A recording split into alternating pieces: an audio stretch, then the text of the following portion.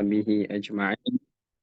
قال رب اشرح لنا صدورنا ويسر لنا أمورنا واحلل عقدة من ألسنتنا يفقه قولنا. رب يسر ولا تعسر، ربي تمم بالخير. Alhamdulillah, kita rafa'kan kesyukuran kepada Allah Ta'ala di atas segala rahmat dan kurniaannya. Pada pengajian tadabbur kali ini, insya-Allah kita akan menyambung semula untuk surah Al-Waqiah kita. Dan insya-Allah untuk hari ini kita akan masuk kepada ayat yang ke sekejap ya.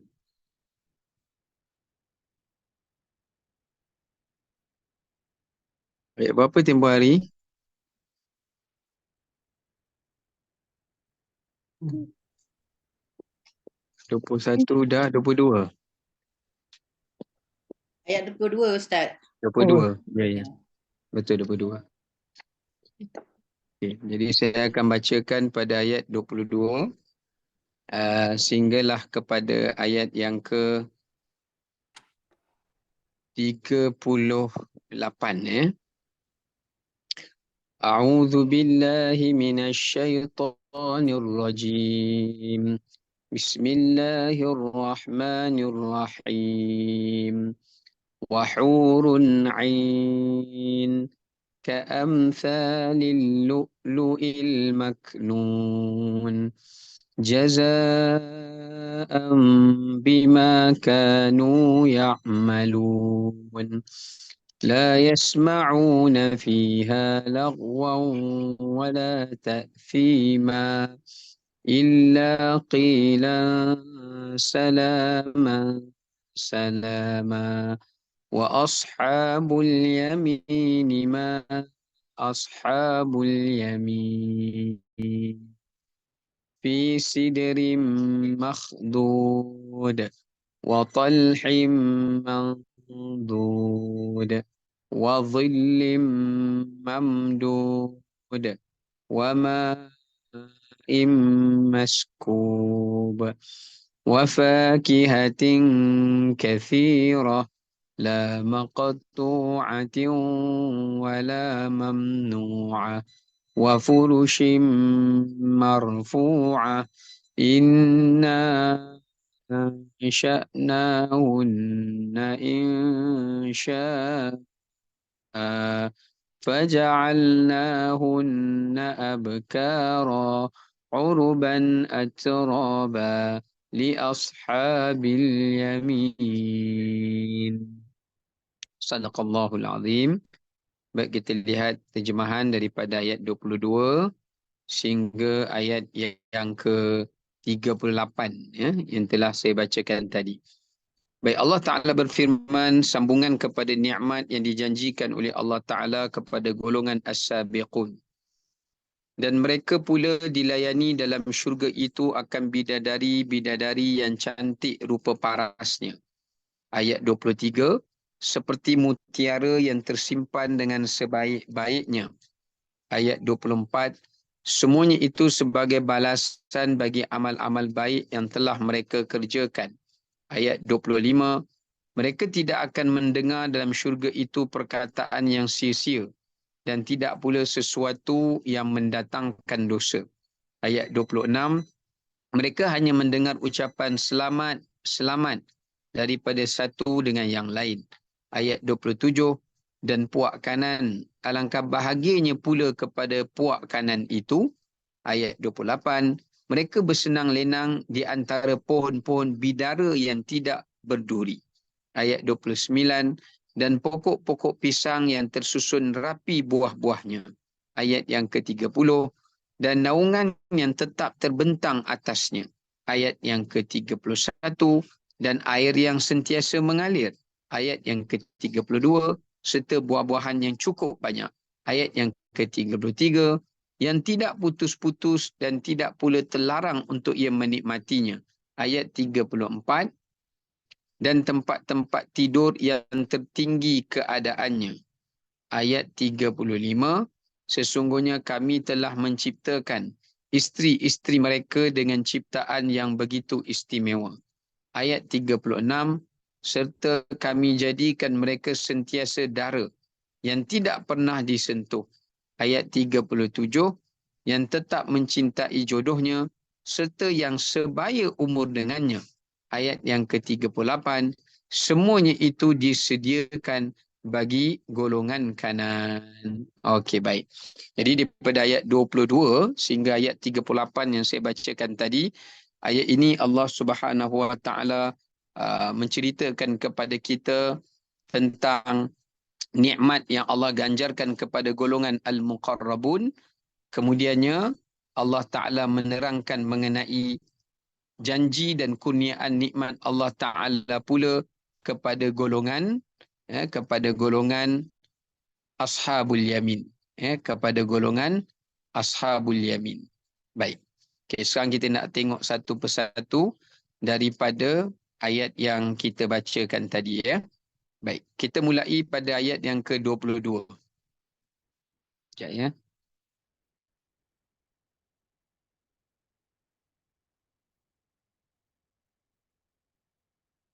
Okey, pada ayat yang ke-22, Allah Subhanahu Wa Taala menerangkan di antara nikmat dalam syurga Allah Taala itu adalah nikmat pasangan.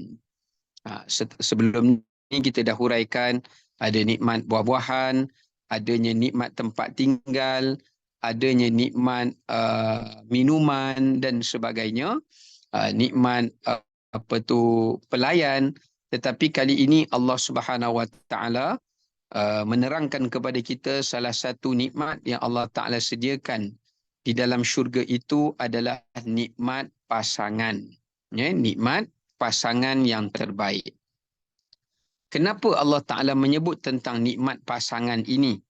Kerana manusia yang hidup di dunia dahulu sudah pasti ada di antara mereka yang tidak bernasib baik mendapat pasangan yang baik.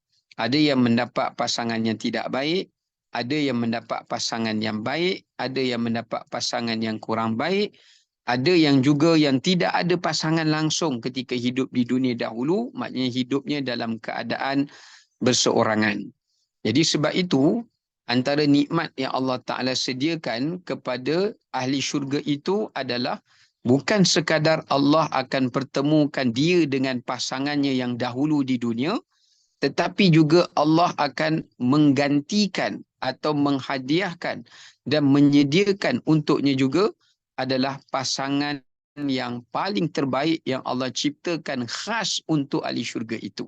Yang mana pasangan itu bukanlah daripada kalangan manusia yang pernah hidup di dunia dahulu, tetapi ia adalah merupakan pasangan yang Allah Subhanahu Wa Taala ciptakan khas pada hari kiamat. Yang Allah Taala ciptakan khas pada hari kiamat, yang memang Allah ciptakan ia dari dalam syurga Allah Subhanahu Wa Taala yang bernama bidadari. Yang bernama bidadari. Jadi dekat sini menunjukkan kepada kita di antara kesempurnaan dan kemuncak kehidupan manusia itu adalah apabila mereka memperolehi pasangan yang baik. Kalau kita ada tempat tinggalan baik, makanan yang baik, pakaian yang baik, semuanya baik, tapi kita tidak memiliki pasangan yang baik, maka itu juga melambangkan tidak kesempurnaan kehidupan. Maka sebab itulah di antara nikmat yang Allah janjikan kepada ahli syurga Allah Subhanahu Wa Taala itu adalah Allah Subhanahu Wa Taala mengurniakan kepada mereka iaitu nikmat pasangan yang terbaik. Ini bukan yang baik saja, bahkan pasangan yang terbaik itu yang Allah Taala sediakan untuk mereka. Baik. Kemudian kalau kita lihat dekat sini, itu pengajaran yang pertama, iaitu nikmat dikurniakan pasangan yang menyempurnakan kehidupan mereka selain daripada isteri mereka sendiri. Okay, bukan sekadar itu, tapi nikmat yang kedua yang Allah Ta'ala berikan adalah bila disebut dekat sini hurun ain. Ya, hur ain. Kenapa bidadari diberikan gelaran hurun ain? Kerana hur itu maknanya adalah yang tidak dimakan oleh usia. Maknanya orang yang tidak dimamah oleh usia. Ain ini adalah sesuatu yang tidak berkelip mata apabila memandangnya. Ain ini daripada asal perkataan mata lah. Ainun ni mata. Tapi ia merujuk kepada mata yang tidak pernah berkelip apabila memandang ke arahnya. Ya, kerana apa? Kerana kecantikannya yang luar biasa yang Allah Ta'ala ciptakan bagi penghuni ahli syurga itu. Ya. Okey. Jadi dekat sini menunjukkan kepada kita selain daripada nikmat pasangan yang melengkapi kehidupan ahli syurga di dalam syurga Allah Ta'ala itu, selain daripada itu juga Allah Subhanahu Wa Ta'ala nak menggambarkan kepada kita dekat sini, iaitu pasangan itu bukan sekadar pasangan yang menemani kehidupan, tetapi pasangan yang menyejukkan pandangan, pasangan yang mententeramkan jiwa, pasangan yang elok dan sempurna kepribadian dan akhlaknya. Jadi maknanya bidadari itu bukan sekadar cantik dari sudut pandangan mata, tetapi juga dari sudut hati dan juga dari sudut nilai akhlak mereka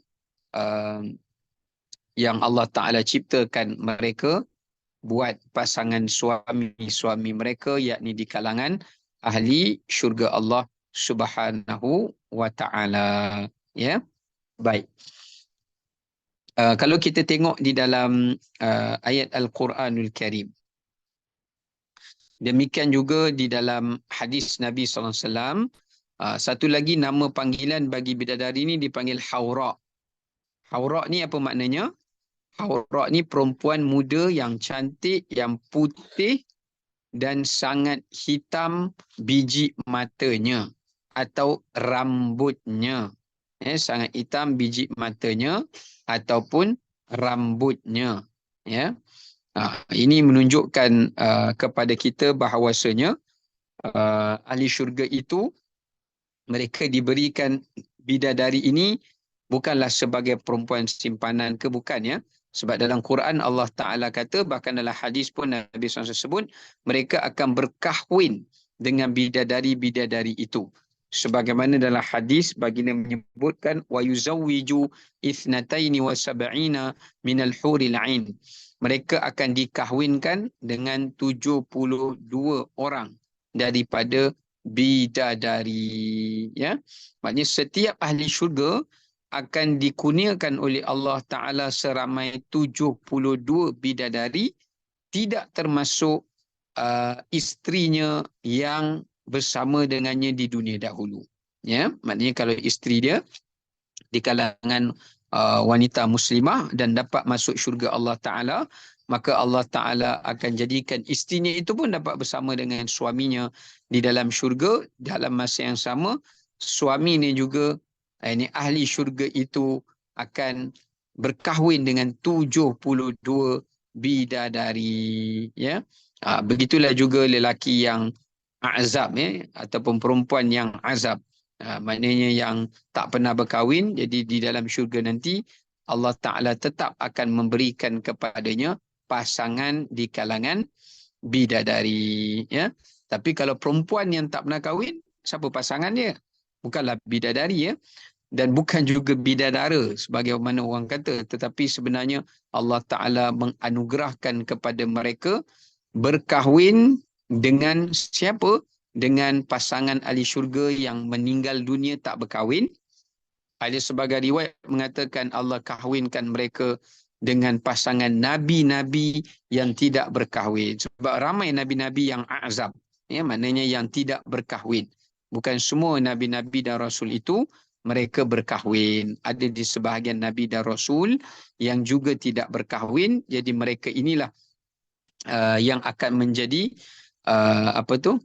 pasangan kepada perempuan-perempuan yang tidak memiliki tidak memiliki pasangan sewaktu di dunia dahulu. Baik. Kalau kita nak tengok dari segi kecantikan bidadari ini, banyaklah hadis, saya tak nak panjangkan di sini. Cuma saya nak sebutkan ada beberapa riwayat hadis menyebutkan bahawasanya apabila wanita mengangkat suaranya kepada suaminya, ini disebut dalam hadis, maka pada ketika itu bidadari akan berkata, la nabidu wa nahnu na'iman. Janganlah kamu melakukan demikian, tapi dengan syarat suami ni orang baiklah, ya. Kalau suami itu tak baik, tak adalah bidadari nak cakap macam tu, ya. Maknanya bidadari kata, janganlah kamu menyakitinya kerana kami telah diciptakan oleh Allah Ta'ala untuk menggembirakannya. Ya. Dan bidadari akan berkata, qatalakillah, semoga Allah merosakkan kejahatan kamu, dan berharap supaya kamu tidak akan mendapat kebaikan daripada suami kamu. Ini bidadari sendiri yang doakannya kepada isteri yang tidak berbuat baik kepada suaminya yang baik. Tapi kalau suami itu tak baik, itu lain ceritalah. Ya. Itu tak termasuk dari riwayat hadis ini. Ada riwayat lain mengatakan apabila bidadari mengangkat suaranya, maka semua makhluk yang mendengarkannya akan merasa na'iman, seronok, gembira dan hilang kesedihannya kerana kelazatan dan kesedapan suaranya. Ya, bahkan dalam hadis juga menyebutkan minimum setiap ahli syurga akan dapat 2 orang bidadari. Ini minima. Yang ramainya 72, yang minimanya 2 orang sahaja. Sehingga kan Nabi sebut, yara muhsuqihinna min wara'il azam. Dia punya cantik itu sampailah kalau tengok dia punya betisnya, dalam hadis Nabi sebut, kamu boleh nampak di sebalik kulitnya itu dagingnya, dan kamu boleh nampak uratnya disebabkan kerana cantiknya dia. Bukan nak kata cacatnya, bagi kita kalau kita tengok seseorang tu sampai nampak daging merah dalam kulit dia, dah boleh nampak urat dia tu, nampak macam cacat pula kan. Tapi itu bukannya cacat, tapi dalam bahasa Arab bila dia nak menggambarkan kecantikan tu bukan nampak pada luaran sahaja bidadari ni, tapi dia pergi sampai kepada kecantikan dalaman itu. Itu poin yang hendak disampaikan, ya. Jadi nak menunjukkan bahawasanya bagaimana kata Imam Ibn Hajar, halusnya kulit dia, cantiknya isinya, warna kulitnya, ya. Sehingga kan dalam riwayat hadis yang lain, kalau wanita ahli syurga bidadari mengeluarkan sebahagian daripada anggotanya ke bumi ini, nescaya akan terhijab cahaya matahari dan semua orang akan memandang kepadanya kerana keindahannya, ya. Okey, baik, kita balik semula kepada ayat tadi. Jadi ayat ini menunjukkan kepada kita antara nikmat yang Allah berikan adalah merupakan nikmat pasangan, sebaik-baik pasangan dan peneman dalam syurga. Yang keduanya, Allah Ta'ala jadikan pasangan itu pula adalah yang sempurna, rupa parasnya, peribadinya, akhlaknya, dan juga kesantunannya dan khidmatnya. Maka dekat sini menunjukkan satu pengajaran kepada kita, selain daripada nikmat pasangan dalam syurga, adalah bagaimana kita sebagai pasangan perlu untuk menjadi pasangan yang terbaik kepada pasangan yang ada di dunia ini, ya.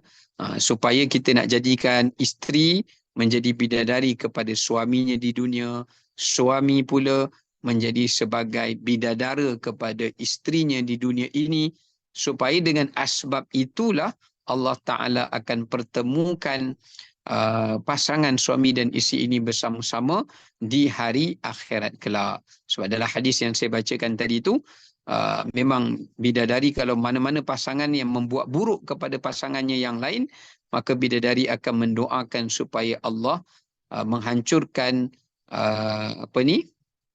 keburukan kejahatan mereka, wa yufariquka, dan sebagai riwayat ditambah, dan mereka dipisahkan. Ya, mereka dipisahkan di dunia agar dipertemukan dengan pasangan yang lebih baik di akhirat, ya. Maka sebab itu ini satu pengajaran yang penting, berbuat baik kepada pasangan masing-masing itu juga adalah merupakan salah satu daripada asbab untuk seseorang itu dikurniakan oleh Allah Ta'ala pasangan daripada bidadari yang baik pada hari akhirat. Siapa yang membuat buruk kepada pasangannya di dunia, maka jangan haraplah ia akan mendapat bidadari yang Allah sediakan khas untuknya di akhirat nanti. Melainkan kalau dia dapatlah bidadari itu tapi tak adalah dapat sampai 72 orang atau yang lebih daripada itu, ya. Tapi kalau sekiranya, atau mungkin dia boleh dapat isinya sahaja, ya. Walaupun ulama mengatakan mungkin dia dapat isinya dan 2 pasangan bidadari. Tapi kalau siapa yang berbuat baik kepada pasangannya, isterinya atau pada suaminya, itu salah satu daripada pahala yang begitu besar hingga menyebabkan Allah Subhanahu Wa Taala juga akan mengurniakan kepadanya sebaik-baik pasangan di akhirat nanti, ya. Ini bertepatan dengan hadis Nabi SAW. Nabi sebut, khiyarukum li ahlihi wa ana khairukum li ahli. Sebaik-baik kamu adalah orang yang berbuat baik kepada pasangannya. Kemudian Nabi bersabda, dan aku adalah yang berbuat baik kepada pasanganku. Okey. Okey, kemudian pada ayat 23 Allah Taala lanjutkan menceritakan pada kita tentang kecantikan bidadari itu. Saya dah baca dah sebahagian hadis yang menceritakan tentang kecantikan bidadari tadi. Cuma kalau kita nak perincikan kecantikan bidadari ini, kita boleh tengok beberapa isi ayat Al-Quran yang menceritakan tentang keindahan bidadari. Kalau dalam surah Waqiah ni Allah kata ka'amthalil lu'lu'il maknun. Bidadari itu umpama mutiara yang tersimpan dengan sebaik-baiknya. Apa makna dekat sini? Maksudnya nak mengatakan orang Arab kalau dia kata perempuan ni cantik, seolah-olah sesuatu benda yang tersimpan. Maknanya nak mengatakan keindahan bidadari itu tidak mampu untuk dicapai kecantikannya dengan pandangan mata sahaja, dengan pendengaran sahaja. Seolah nak gambarkan macam tu. Maknanya bidadari ni kalau kita nak describe dia dengan pandangan mata kita, kita tak mampu nak menyatakan kecantikan dia. Sebab tu bahasa Arab membuat contoh seperti mutiara yang tersimpan yang menyebabkan orang tak pernah tengok kecuali orang tertentu saja yang boleh tengok. Itu satu, nak menggambarkan kecantikan bidadari itu sehingga kan seolah-olah perumpamaannya adalah tak boleh nak digambarkan kecantikan atau keindahannya itu atau rupa parasnya itu dengan panca indera kita. Yang kedua, nak menunjukkan pada kita bahawasanya bila disebut ka'amthalil lu'lu'il maknun itu menunjukkan bagaimana bidadari ini tak pernah memperhiaskan dirinya kepada sesiapa melainkan kepada suaminya. Siapa suami dia? Ahli syurga itulah. Sebab tu kalau orang Arab dia kata kat isteri dia, kamu ini umpama wanita yang tersimpan seperti mutiara. Maksud dia apa? Nak mengatakan yang perempuan ni dia tak akan berhias melainkan pada suaminya kerana orang lain tidak pernah melihat kecantikannya atau keindahannya. Itu gambaran yang kedua. Kalau kita tengok lagi gambaran Allah sebut dalam Quran cantiknya bidadari ini dalam surah Ar-Rahman. Allah kata apa? Ka'annahunnal yaqutu wal marjan. Bidadari ni seperti batu yakut dan batu marjan. Bahasa Arab ni setiap perumpamaan yang mereka berikan dia ada makna dia. Kalau menyamakan seseorang itu dengan yakut dalam bahasa Arab, ia merujuk kepada kebersihan. Maknanya nak katakan bidadari ni seperti yakut sebab batu yakut ni adalah batu yang bersih, batu yang berkilau. So nak gambarkan bidadari ni seorang yang bersih, sentiasa dalam keadaan wangi, sentiasa dalam keadaan bersih, tidak ada kotoran, sentiasa dalam keadaan bersiap siaga, yakni berwangi-wangian, berhias-hiasan. Itu makna yakut. Wal marjan merujuk kepada bahasa Arab, kalau dia guna perkataan marjan, ia merujuk kepada keputihan dia. Ya, makna nak katakan bidadari ni sangat putih, sangat jernih. Tak boleh nak bayangkan macam mana putih kulitnya itu. Ya, itu marjan ni biasa merujuk kepada eloknya kulit dia. Kalau yakut tadi merujuk kepada merujuk kepada tidak kesuciannya dan tidak berubah. Fizikalnya tak ada keluar bau yang tak baik ke apa, tak ada. Ya. Okay, kalau kita tengok lagi dalam ayat Al-Quran, Allah mensifatkan mereka ini uruban atraba. Mereka ini sentiasa dalam keadaan urub, anak dara. Ya, mereka ini sentiasa dalam keadaan umpama anak dara. Maknanya mereka ini tak lapuk di usia, tak dimamah oleh usia.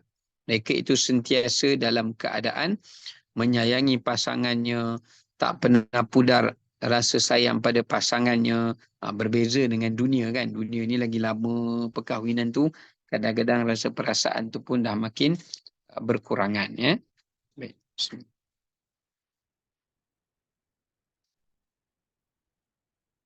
Yang keduanya atrab. Atrab itu maknanya memiliki usia yang sebaya dengan ahli syurga.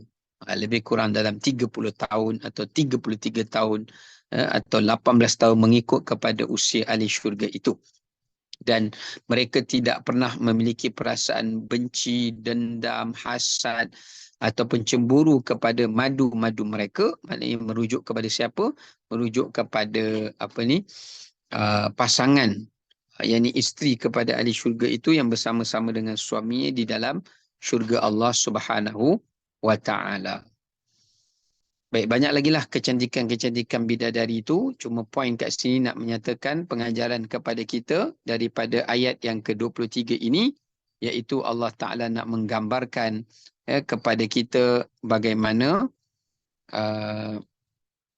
keindahan bidadari itu, ya, keindahan bidadari itu dari sudut zahirnya dan juga dari sudut batinnya. Zahir ni luaran dia, rupa parasnya, dan batin ni adalah dalamannya, peribadinya dan juga merupakan akhlaknya. Ya. Baik, yang kedua pengajaran kita boleh ambil pada ayat 23 ini, iaitu kewajipan untuk seorang wanita itu memelihara auratnya dan tidaklah ia dikhususkan melainkan sebaiknya adalah pada suaminya. Sebab ayat ni Allah cerita tentang sifat karakter bidadari tu, dia sentiasa jaga perhiasan diri dia, kecantikan dia, tidaklah dia menzahirkannya melainkan pada perkara yang dihalalkan baginya. Siapa dia? Suami dia. Ya. Jadi kat sini menunjukkan kepada kita kalau bidadari pun dia tidak akan menzahirkan kecantikannya, rupa parasnya melainkan kepada pasangannya, yakni ahli syurga itu. Apatah lagi kalau muslimah-muslimah, ibu-ibu ataupun orang-orang perempuan yang beriman, maka mereka juga perlu untuk mengkhususkan kecantikan dan keindahan dan rupa paras mereka itu, perhiasan mereka itu hanyalah pada untuk suami mereka. Okey. Baik, itu pengajaran yang boleh kita ambil lah. Kemudian ayat 24 Allah kata jazaan bima kanu ya'malun. Jazaan, cahaya panas. Ingin buka kipas je.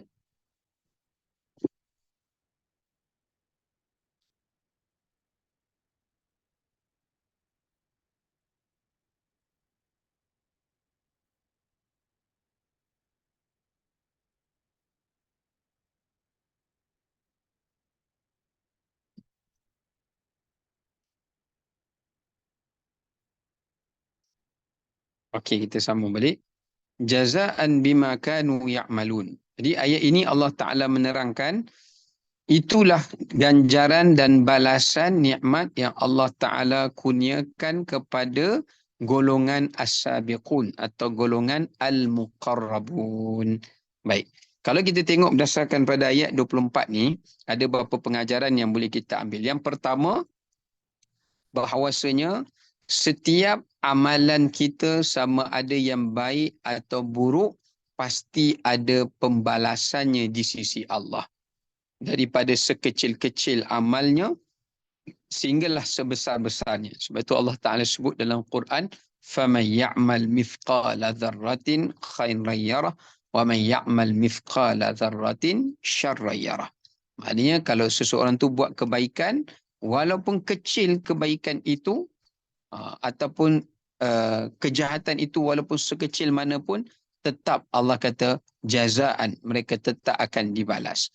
Tak ada satu pun yang akan ditinggalkan oleh Allah Ta'ala tanpa ia dibalas, tanpa ia ditimbang, tanpa ia dihitung, tanpa ia diganjari. Nah, ini menunjukkan pada kita bahawasanya setiap manusia ia akan menanggung perbuatan baik dan buruknya di hari akhirat. Kerana semuanya akan dibalas. Ini yang Allah Ta'ala sebut dalam Quran, kullu nafsin bima kasabat rahina. Di dalam surah Al-Mudathir, Allah kata setiap manusia itu akan dipertanggungjawabkan oleh Allah Ta'ala. Maksudnya dia akan dipertanggungjawabkan untuk ditanggung bima kasabat rahina, di atas apa yang telah mereka lakukan, ya. Jadi setiap orang dia akan mempertaruhkan dirinya, sama ada masuk syurga ataupun dia dimasukkan ke dalam neraka, adalah bergantung kepada amalan yang dia kerjakan. Ini satu perkara. Jadi sebab itulah bagaimana kita jangan memperkecilkan berbuat kebaikan walau sekecil mana, sebagaimana jangan kita meremehkan perbuatan dosa walau sekecil mana pun, kerana ia pasti ada pembalasannya. Walaupun sekecil mana perbuatan dosa itu, tidaklah kecil balasan neraka itu baginya. Walau sekecil mana pun kebaikan yang dia buat itu, tidak akan kecil nikmat syurga yang dia akan perolehi daripada kebaikan yang kecil itu. Ini yang Nabi pesan, la tahqiranna minal ma'rufi syai'a, jangan kamu memandang remeh pada perkara kebaikan walau sekecil mana. Dan baginda juga berpesan dalam hadis baginda, iyyakum wa muhaqqaratiz dzunub, janganlah sesekali kalian memandang remeh kepada perbuatan dosa kalian, ya. Kerana berapa ramai orang yang masuk ke dalam syurga, setelah mana yang tertinggal, yang tersisa di dalam buku amalannya adalah amalan yang kecil. Dan berapa ramai orang yang masuk ke dalam neraka kerana yang tersisa di dalam tulisan buku amalannya adalah dosa yang kecil. Okey? Baik, itu yang pertama. Yang kedua, pengajaran yang kita boleh ambil dekat sini, tidak menjadi satu kesalahan kepada seseorang itu untuk dia beramal kerana ingin mengharapkan ganjaran. Ia tidak bertentangan dengan ikhlas. Sebab Allah sebut jazaan bima kanu ya'malun. Maksudnya Allah nak menyatakan seseorang tu kalau dia beramal kerana dia nak jaza. Jaza tu dia nakkan ganjaran, dia nak reward. Maka dia akan dapat reward itu. Ya, dan dia tidak bercanggah dengan sifat ikhlas seseorang. Contoh, kalau dia beramal kerana dia nak pahala, dia beramal kerana dia nak keampunan, dia beramal kerana dia nak rahmat, dia beramal kerana dia nak syurga, dia beramal kerana dia hendak menjauhkan daripada neraka, maka pasti dia akan dianugerahkan dan dikurniakan oleh Allah Subhanahu Wa Taala akan ganjaran-ganjaran itu tadi. Maksudnya Allah akan memberi ganjaran kepada seseorang itu berdasarkan kepada tujuan dan niat dia ketika dia beramal. Sebagaimana dalam hadis Nabi SAW menyebutkan, wa innama likulli imri'in ma nawa. Seseorang itu akan diberikan ganjaran dan balasan mengikut atas apa yang dia niatkan sewaktu dia berbuat amalan tersebut. Ya. Baik, jadi maknanya kat sini dia tak bertentangan dengan ikhlas, ya. Kalau siapa kata siapa buat amalan sebab nak syurga ni tak ikhlas, tu tak benar. Ya, kerana banyak sekali ayat-ayat Quran yang Allah Ta'ala bila menyebutkan tentang balasan, maka Allah Ta'ala akan kaitkan dengan orang yang beramal kerana nak mendapatkan balasan itu. Contohnya firman Allah Ta'ala, Allah sebut, tilkal jannatul lati nurithu min ibadina man kana taqiyya. Kata Allah, sesungguhnya syurga Allah Ta'ala itulah yang kami telah janjikan kepada mereka yang mengerjakan amal untuk mendapatkannya dan ia orang bertakwa. Okey, baik. Kemudian yang ketiga, pengajaran yang boleh kita ambil pada ayat 24 ini juga adalah merupakan iaitu bagaimana pembalasan di hari akhirat ni datang dalam beberapa bentuk. Saya nak mengajak supaya kita renung Al-Quran. Ya, kita tengok renungan dalam Al-Quran di mana hilang pula sekejap ya. Iya. Okay, kalau kita tengok dalam Quran di mana Allah Subhanahu Wa Taala ada menyebutkan bahawasanya pembalasan pada hari kiamat itu datang dalam beberapa bentuk dan jenis. Beberapa bentuk dan jenis.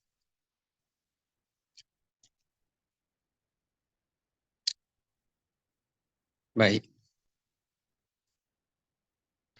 Yang pertama, kalau kita nak mengenali beberapa bentuk pembalasan pada hari akhirat itu, ia datang dalam beberapa perkara. Yang pertama dinamakan jazaa'un maufur. Jaza' maufur.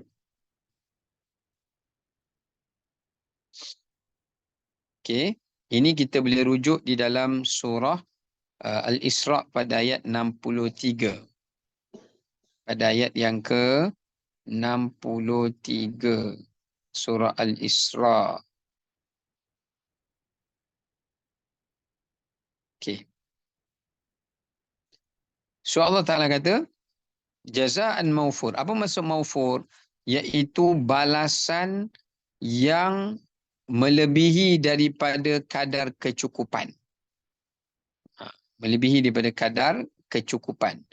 Maknanya, ia merujuk kepada kalau seseorang tu berbuat kejahatan, berbuat kezaliman, berbuat kemaksiatan, bila Allah Ta'ala memberi balasan, Allah akan berikan balasan yang maufur, maknanya balasan yang melebihi daripada kadar yang secukupnya untuk menghukumi mereka. Maknanya, contohnya kalau ini adalah balasan yang setimpal dengannya, Allah bagi lebih daripada sekadar yang mencukupi itu. Maknanya azab yang lebih berat.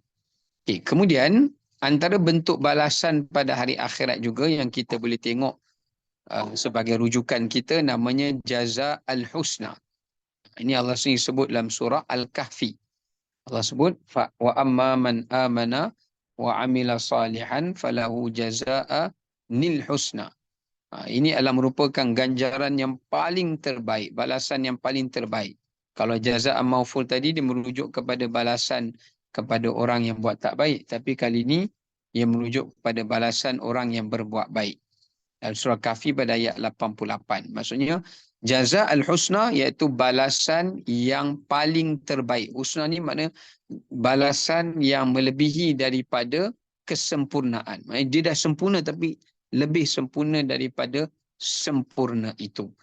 Maknanya katakan contoh seorang tu buat ketaatan, dia sepatutnya dapat banyak ni, tapi Allah Ta'ala bagi kepadanya lebih daripada kadar yang sepatutnya dia dapat. Maknanya banyak ganjaran-ganjaran yang bersifat rahsia, yang bersifat tersembunyi, yang Allah Subhanahu Wa Ta'ala tidak khabarkan kerana nak menjadikan dia adalah sebagai balasan yang istimewa. Okey.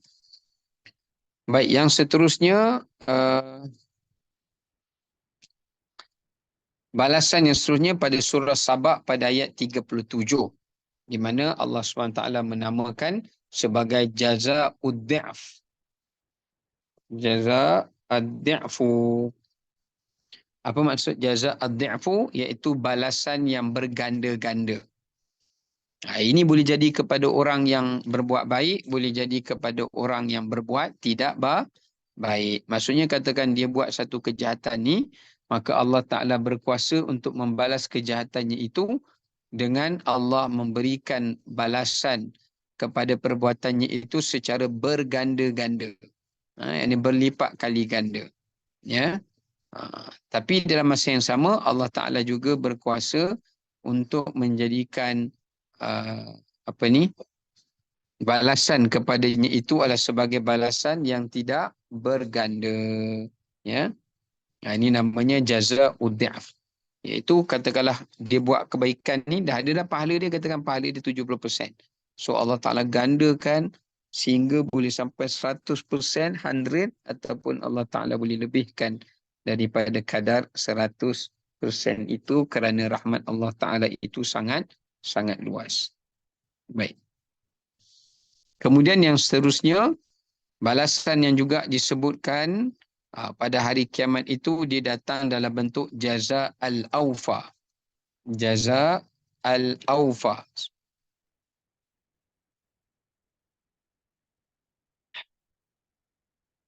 Apa makna jaza al-awfa? Ini Allah sebut dalam surah An-Najmu pada ayat 41. Al-awfa ni daripada perkataan wafa. Maknanya balasan yang paling perfect. Kalau tadi tu melebihi kadar cukup. Al-husna ni yang yang rahsia, yang bersifat rahsia. Kalau ad-dhi'f itu maknanya berganda. Ini al-awfa ni iaitu balasan kurniaan Allah Ta'ala yang paling awfa, yang paling lengkap dan yang paling sempurna. Awfa ni lebih kepada macam kalau istilah orang kita panggil package lah. Maksudnya dia melengkapkan semua keperluan-keperluan, keinginan-keinginan manusia itu ketika berada di dalam syurga Allah Ta'ala.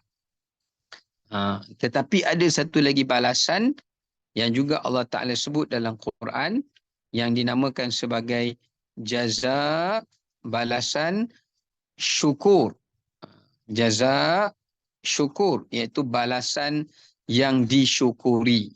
Balasan yang disyukuri. Ini pun salah satu daripada balasan yang Allah Ta'ala akan berikan kepada hamba-hambanya yang terpilih pada hari kiamat. Apa maksud jazaan syukura? Iaitu Allah Subhanahu Wa Ta'ala memberikan balasan kepada perbuatan dia itu sambil Allah Subhanahu Wa Ta'ala memujinya. Itu jazaan masykur. Maknanya bila Allah Ta'ala bagi kepadanya pahala, bagi kepadanya ganjaran dan sebagainya, sambil diberikan ganjaran itu kepadanya, maka dipuji-puji, disebut-sebut namanya sebagai meninggikan kedudukannya. Itu yang sebut-sebut nama dia tu adalah para malaikat. Mana para malaikat akan menyebut-nyebut namanya, menyebut-nyebutkan kebaikannya dan segala bentuk amalan-amalannya yang lain. Itu dipanggil sebagai jazaan masykur. Kemudian yang satu lagi namanya jazaan wifaqa dalam surah An-Naba pada ayat 26. Ya, jazaan wifaqa ini adalah merupakan balasan yang setimpal. Maksudnya kalau dia buat banyak ni, dia dapat banyak ni saja. Allah takkan kurangkan, Allah takkan lebihkan. Ya, sama ada dia tu orang Islam ataupun sebaliknya. Ya, selama mana dia belum mati dalam keadaan kufur lah. Ya, kalau dia mati dalam keadaan kufur, memang semua benda tu Allah Ta'ala tidak menerimanya. Baik. Poin dia kat sini nak menyatakan bahawasanya jaza wifaqa itu adalah merupakan balasan yang setimpal. Maksudnya kalau dia buat kebaikan tu sikit, Allah berkira-kira dengan dia, Allah bagi dia pun sikit. Kalau dia buat kejahatan tu sikit pun Allah Ta'ala akan balas balasan kepadanya dengan kadar kejahatan yang dilakukannya juga. Okay, yang seterusnya jazaan hisaba.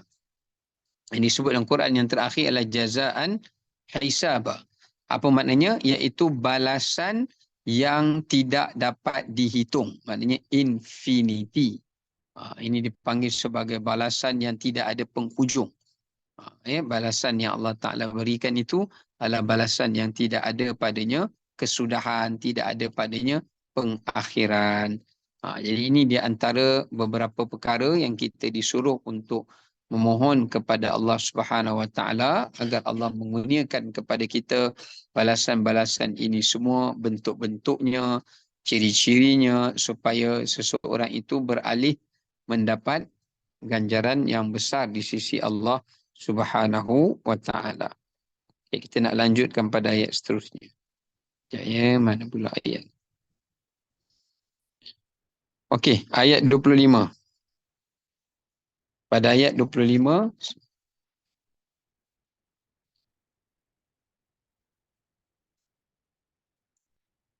Allah SWT menyebutkan pula tentang nikmat yang lain. Ya. Ini masih lagi belum golongan Ashabul Yamin, ya. Ashabul Yamin punya nikmat belum sampai lagi. Ini masih lagi dalam kelompok golongan muqarrabin. Antara nikmat yang seterusnya, selepas Allah berikan pasangan yang terbaik, yang lengkap, yang sempurna, yang bukan sekadar melengkapkan pandangan mata dan kesejukan hati, tetapi juga melengkapkan kehidupan. Kemudian Allah Ta'ala melanjutkan lagi pada golongan muqarrabun itu, adalah Allah Subhanahu Wa Ta'ala mengurniakan kepada ahli syurga ini, iaitu sebaik-baik pendengaran. Ya, maknanya di dalam syurga itu mereka tidak akan mendengar lagwan wala taksima. Lagwan dekat sini mereka tidak akan mendengar, padanya adalah nyanyian. Ya, tapi sebenarnya dalam syurga, dalam hadis memang sebut ada nyanyian, tapi nyanyian daripada bidadari. Maksud nyanyian kat sini bukanlah nyanyian yang bersifat seperti kat dunia, ya.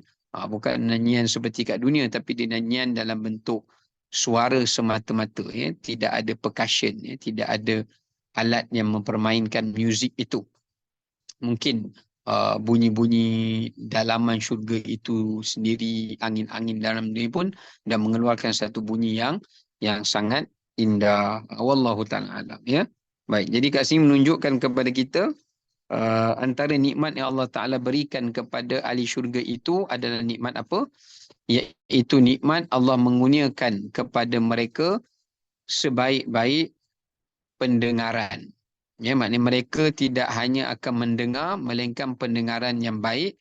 Dan kemudian Allah Ta'ala mengurniakan juga kepada mereka, bila maksudnya mereka mendengar pendengaran yang baik, bererti dalam syurga itu tidak ada manusia melainkan semuanya bercakap dengan perkataan yang baik. Sebab kalau tak ada orang yang bercakap dengan perkataan yang baik, mana mungkin seseorang tu dapat mendengar pendengaran yang baik. Ya, baik. Jadi dekat sini menunjukkan pada kita menjauhi perbuatan lagwan, perkara-perkara yang melalaikan. Umpama contohnya misalnya adalah merupakan perbuatan nyanyian, ataupun disebutkan lagwa dekat sini adalah perkara-perkara umpatan. Wala ta'thima juga merujuk kepada maksud perkataan-perkataan kufur, ya, perkataan-perkataan yang boleh menyelisihi akidah, ya. Wala ta'sima juga ada yang menafsirkan maksudnya adalah perbuatan memfitnah dan mengadu domba. Okey. Itu di segi tafsiran mudahnya lah. Tapi pengajaran yang kita nak ambil kat sini, selain daripada nikmat pasangan hidup yang sempurna, yang perfect, yang Allah Ta'ala jadikan, bahkan ahli syurga itu akan mendapat kenikmatan yang seterusnya, iaitu kenikmatan pendengaran.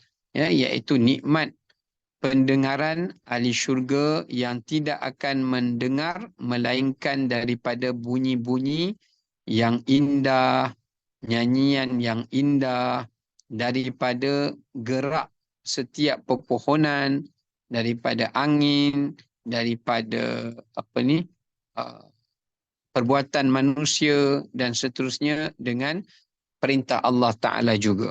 Ya, kat sini menunjukkan kepada kita bila ahli syurga itu balik bertemu dengan Allah Subhanahu Wa Ta'ala dan dia kembali masuk ke dalam syurga, maknanya Allah Ta'ala akan pelihara dua perkara ini daripada mereka. Yang pertama, Allah Ta'ala pelihara mereka daripada perkataan-perkataan dosa dan kufur. Yang keduanya, Allah Ta'ala memelihara mereka daripada mengucapkan atau melafazkan perkataan-perkataan kufur dan juga perkataan-perkataan dosa. Jadi antara salah satu daripada nikmat yang Allah beri kepada golongan muqarrabun ini, ataupun nikmat yang Allah Ta'ala hadiahkan pada golongan muqarrabun itu, adalah Allah memberikan nikmat ketenangan di dalam syurga, kerana tidak ada perkataan-perkataan lara, tidak ada perkataan-perkataan yang yang buruk, atau perkataan yang bersifat dosa, atau perkataan yang bersifat maksiat. Tidak ada. Ya. Kenapa Allah Ta'ala buang perkataan itu kepada golongan muqarrabun?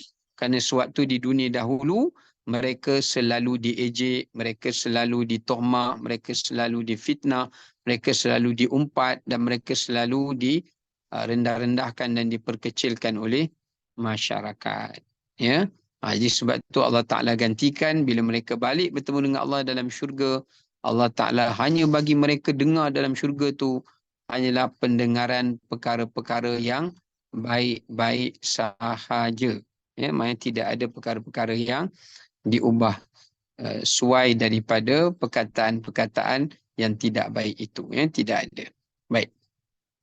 So maknanya apa kat sini? Maknanya antara pengajaran yang boleh kita ambil daripadanya, oleh kerana syurga tu semuanya dengar benda yang baik, semua bunyi tu bunyi yang merdu, bunyi nyanyian, bunyi angin ke, bunyi pokok ke, bunyi tanah dia ke, semua tu mengeluarkan gelombang-gelombang nyanyian yang menenangkan, ya. Dalam masa yang sama juga ahli syurga tu tidak akan mengungkapkan perkataan-perkataan dosa, tu yang disebutkan wala ta'thima. Hanya mereka juga akan dipelihara oleh Allah SWT jika mereka mati dalam keadaan beriman dan juga sebagai ahli syurga.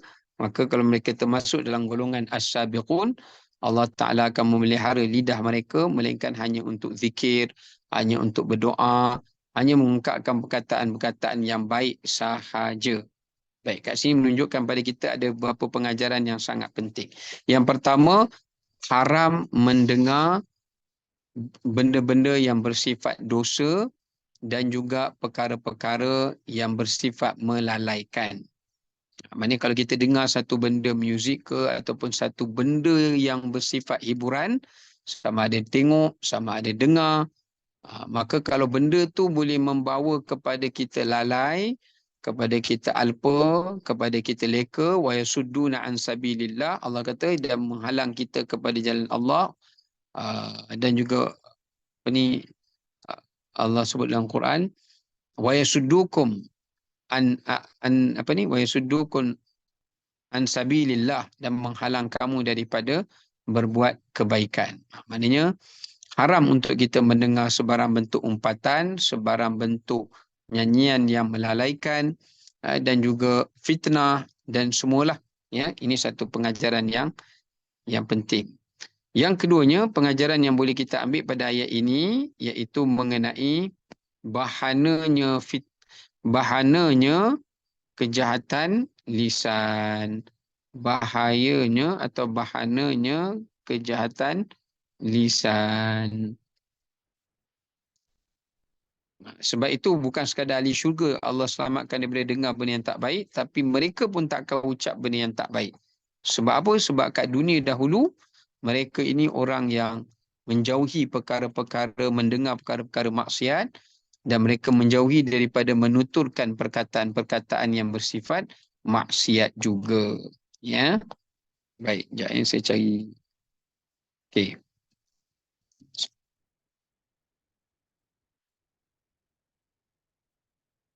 Antara pengajaran yang kita ambil yang ketiga adalah kejahatan lidah. Ayat ini juga menunjukkan tadi kita tak boleh dengar benda-benda maksiat, benda-benda haram semua. Yang kedua, tak boleh kita ucap perkataan-perkataan yang tak baik, sebab ahli syurga, Allah masukkan mereka dalam syurga, mereka tak dengar benda-benda itu semua, sebab kat dunia dulu mereka bila dengar benda maksiat mereka lari. Dan mereka jaga daripada lidah mereka mengucapkan perkataan-perkataan yang Tuhan murka, ya, mereka akan menjauhinya. So antara kejahatan lidah yang perlu dijauhi, pertama mengungkap perkataan syirik kepada Allah, atau mengungkap perkataan-perkataan kufur pada Allah yang ada unsur syirik, perkataan unsur syirik, ada perkataan unsur kufur. Yang kedua yang kita perlu jauhi adalah mengungkapkan perkataan tentang agama Allah tanpa ilmu. Ini pun dosa besar. Ya, maknanya kita tak tahu tentang agama, kita tak tahu tentang akidah, kita tak tahu tentang syariat, tapi kita main bedal dia cakap, atau kita main cakap saja, maknanya itu bukannya sifat golongan as-sabiqun atau golongan muqarrabun yang Allah bagi masuk syurga kat tempat tadi tu, yang mereka hanya mendengar benda-benda yang baik. Yang ketiga, mengumpat, iaitu menyebut tentang saudara kamu benda yang dia tak suka jika dia tahu kamu bercerita tentang hal itu. Ya.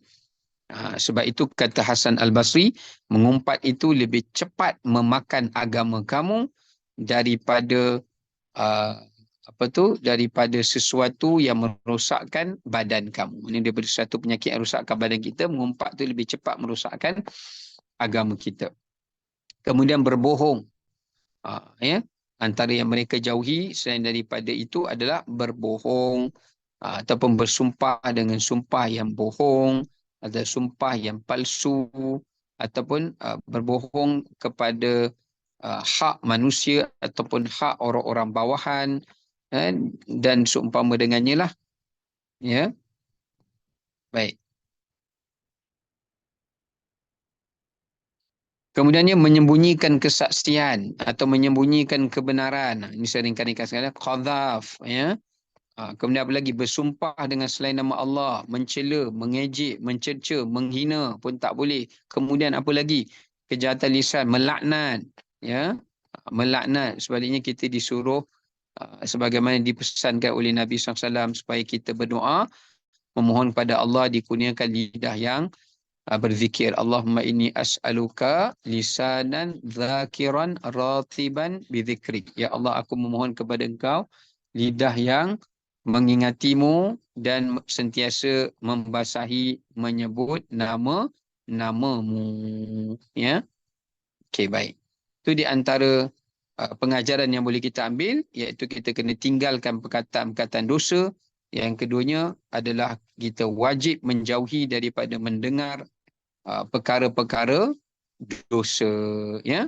Kenapa? Sebab bercakap, kenapa Allah, pengajaran yang saya nak tutup pada ayat 25 ni, kerana perkataan dan pendengaran itu adalah perkara yang paling cepat boleh mengeraskan hati. Ini yang disebutkan oleh Abu Qatadah. Abu Qatadah ni merupakan bukan Qatadah, ya. Qatadah tu apa ni, seorang sahabat Nabi. Ni Abu Qatadah, Qatadah tu tabi'in, Abu Qatadah ni sahabat Nabi.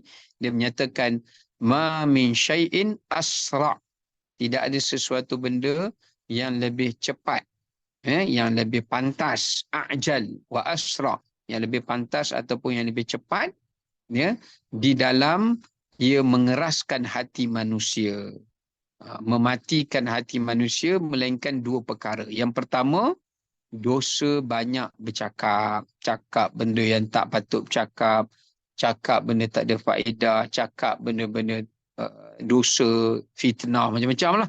Hari ini mungkin orang tak bercakap dengan mulut, tapi orang bercakap dengan jari. Itu samalah tu. Itu pun mengeraskan hati, ya. Manusia tak sedar. Tahu-tahu hati dah keras dah. Ya. Yang keduanya, mendengar. Ya, mendengar. Sebab itu Allah Ta'ala puji antara sifat-sifat ahli syurga Firdaus tu dalam surah Mukminun. Allah kata walladzina hum 'anil lagwi mu'ridun. Mereka itu terhadap benda yang lagha mereka berpaling. Maksudnya mereka tak nak dengar, mereka tutup telinga mereka, mereka jauhkan daripada mendengarnya. Kerana apa? Sebab banyak mendengar perkataan yang tidak baik, banyak mendengar benda-benda yang melalaikan, banyak mendengar benda-benda yang tidak memberi manfaat, itu juga boleh mengeraskan hati, ya. Itu juga boleh mengeraskan hati. Sebab tu bila Allah sebut dalam surah Baqarah, khatamallahu ala qulubihim, Allah akan mengunci hati manusia. Kemudian Allah kata apa? Wa ala sam'ihim, kerana pendengaran mereka telah pun dikunci oleh Allah. Kenapa pendengaran mereka dikunci oleh Allah? Sebab mereka mendengar perkataan yang tidak baik terlalu banyak, sehingga menyebabkan hati mereka juga dikunci oleh Allah Subhanahu wa taala. Baik, saya rasa sekadar itu kita berhenti dahulu pada ayat yang ke-25. Nanti insya-Allah kita akan sambung kembali. Allah jap. Allah jap. Okey, nanti kita akan sambung kembali pada ayat 26. Ya, ayat 26. Wallahu taala alam bisawab. Assalamualaikum warahmatullahi wabarakatuh.